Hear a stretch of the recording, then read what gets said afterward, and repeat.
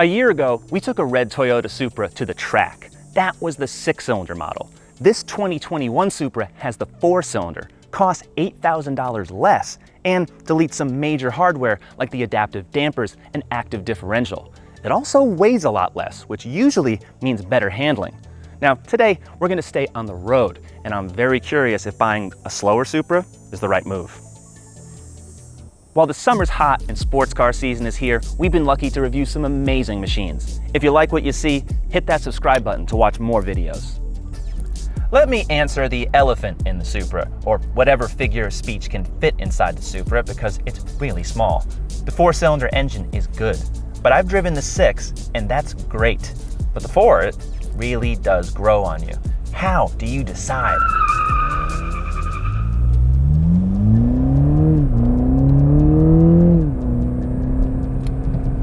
I mean, this thing still boogies. 255 horsepower, 295 pound-feet of torque from this small 2-liter turbocharged 4, 8-speed automatic transmission, paddle shifters, rear-wheel drive, 50-50 weight balance. I mean, it's all the elements are here. It feels just like a Z4 with this engine because that's what this car is, as you all know. And any car that this 4-cylinder engine is in feels awesome. And the 330i and the 530, it's just terrific because BMW really does make very good engines. Smooth, it's vibration free, it sounds good. I'd like a little more of the exhaust, like to really hear the popping and stuff. It's kind of muted. It's not characterful like the 6-cylinder is, but you're never going to get annoyed with it because it just does everything pretty well. It just does it slower.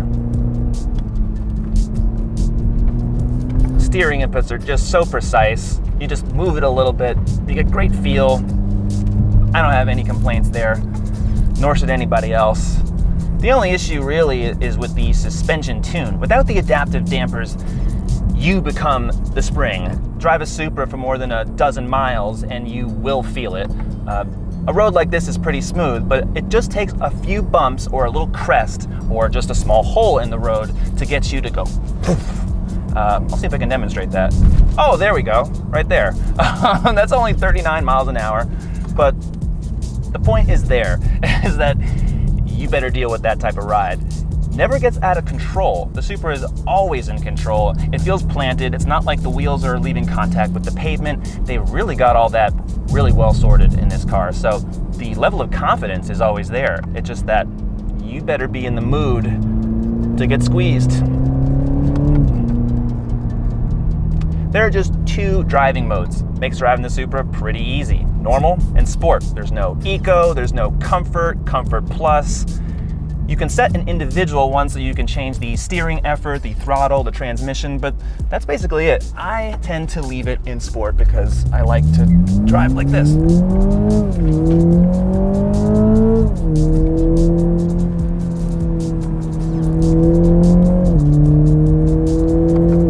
So much torque and so much power all the time.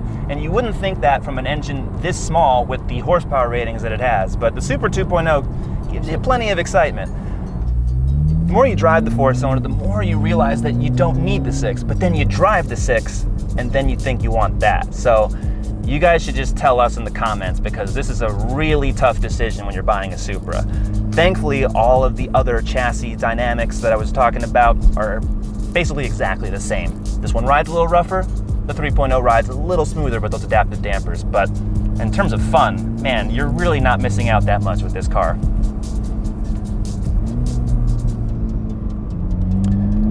The only problem is that also for 2021 model year, the 3.0 has more power. It goes up from 335, which was already a lot, to 382. So that leaves a bigger gap between that car and the Supra 2.0. So just keep that in mind when you're shopping. But regardless, this is 200 pounds less weight to start. That's because there's less features on board. There's 18-inch wheels versus 19s. I got manual seats. There's no active differential, no adaptive dampers. So those features add considerable weight, not too much, but you do notice it a little bit in this car. It's on the road, I would say they're both very comparable just because the tuning is just fantastic. Suspension is completely sorted, as you would expect. The short wheelbase, very accurate steering. I mean, it's just super fun. Everyone's been saying that, and I'll be the 56th person to get on the bandwagon. Now, as great as this automatic is, and remember, it's the ZF 8-speed that's in most every really good rear-wheel drive car out there, I think a car like this should have a manual. Now, sports car owners, you tell us, why would you buy a Supra if you couldn't have the opportunity to have a manual, right? The thing about it is the Supra 2.0 is slow enough that you would enjoy doing this. It'd be more fun. The 3.0 is just so quick that if it's lightning fast shifts on the steering wheel paddles or just left and drive, you kind of don't mind that. But with a car like this, I want to be blipping the throttle. I mean, it's doing it for me right now, but I want to be in control of that. It's such a good engine, and I know that that transmission fits with it.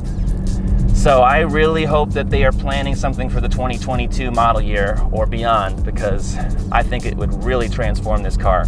Still really great as it is, but just to have that feeling, for now I can only dream. In today's world, car engineers have access to the best computer modeling for aerodynamics. They have the most sophisticated wind tunnels in the world. Cars out of the box are more streamlined and more efficient than ever before. But during testing, I don't think anyone rolled down the windows, because you get a low frequency buffeting in your ear as if one window is cracked. You know that feeling? Except it's always here with both windows down. And oh God, it's more intense than the subwoofer in this car. Ow. All right, I want to put those up again. On the bright side, there's great fuel economy. I've been averaging 28 miles to the gallon. BMW 4-cylinders regularly get in the mid to high 30s on the highway. And while there's no EPA rating just yet, believe me, you'll be saving lots of gas compared to the 6. The difference is, though, is stopping. Pedal feel doesn't feel as great. Part of that reason, single piston brakes that are smaller than the Supra 3.0. Doesn't give me the same level of confidence. Not terrible, but I think they should have kept the brakes the same size. Despite some downsides, remember, the Supra 2.0 is way more car than the Toyota 86, and that goes for the styling. Not many are on the road right now, but the verdict is in. Everyone, and I mean everyone, thinks this car looks awesome. I'm used to getting looks in sports cars, but the Supra is on another level, and it's not just because this one is red. I drove a silver one and I got the same response. Just came back from lunch and a 6-year-old woman was loving the car. She came all around, did a whole 360. I had a guy at 911. The car was worth several times what this car is. Thumbs up. Kids, thumbs up. VW GTI guys on my tail all week. And there's a reason. It just looks really cool. It's a little strange sometimes because these vents are not vents. They're all fake, but everything else in the car is really functional. You have a really cool Formula One style nose, these really sweeping LED lights, and these 18-inch wheels. For 2021, these are 1 inch smaller than before. They're standard in the 2.0, on the 3.0 it gets 19s, but they are the same width. Overall, I really do like the car. I wouldn't call it beautiful, but it is really interesting to look at. It sounds cliche, but the Supra really does look fast when it's standing still. Everything about it is just fluid and windswept. And parts like this ducktail spoiler and these big haunches on the side, it's a lot more exotic than your average Toyota. I'm 5'11", and I have to duck every time I enter and exit the Supra. So remember to tell your passenger. But I love how this is a car for just 2 people, and only 2 people. There's no point putting a useless back seat in here. The Supra's interior is just about driving and having fun, all the time. The Supra shares BMW's infotainment system and most of the switchgear. So that means iDrive is standard and a 9-inch touchscreen is now standard. That replaces the 6.5 from before. If you order the optional technology package, you get wireless Apple CarPlay.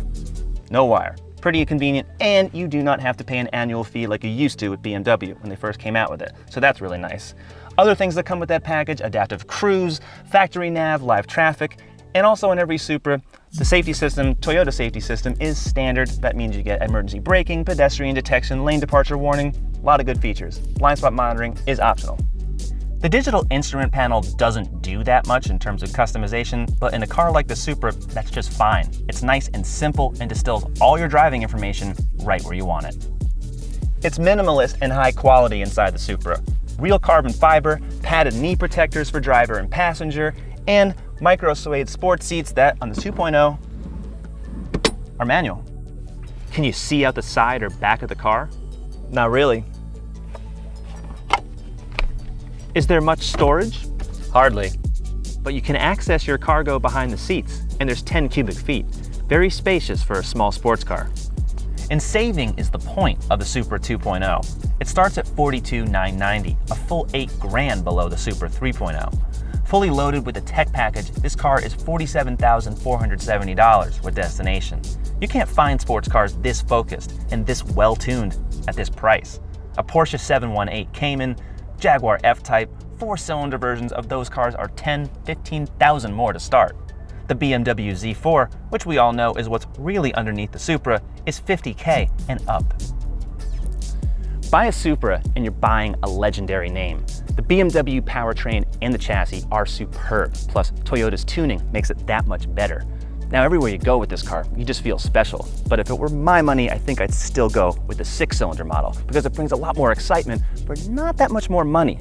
The 4-cylinder just doesn't have the sound, and I think it could use a manual transmission. Those are two elements in a sports car that are more important to me anyway than just raw power. But you tell us, Supra 2.0 or 3.0? And would you want a manual in this car? I would. For more details, check out the review at CarGurus.com and be sure to subscribe to the YouTube channel. Thanks for watching, and we will see you next time.